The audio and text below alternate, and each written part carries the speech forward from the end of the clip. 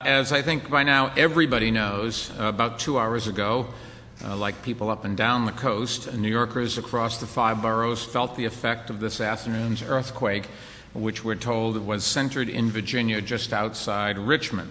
The U.S. Geological Survey reports that there was also a smaller aftershock in the Virginia area that was not felt here, and we're staying in touch with the USGS for further updates.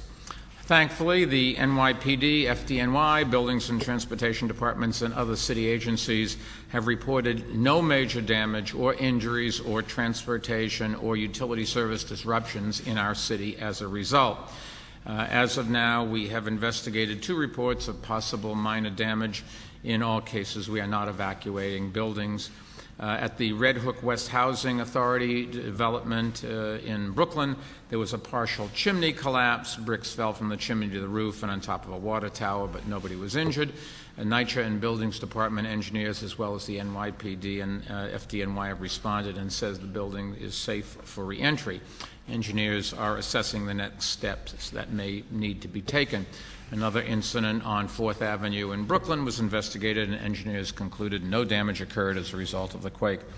But I think it's safe to say property owners should do due diligence and visually inspect buildings for cracks and contact building management in the city if they feel the situation warrants it.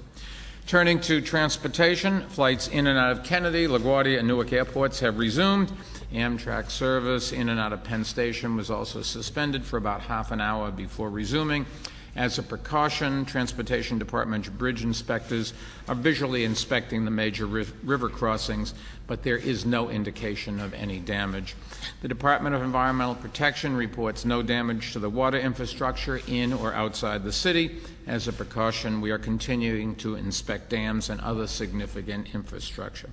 Calls to 911 and 311 naturally spiked, but have returned to normal levels for this time of day and year.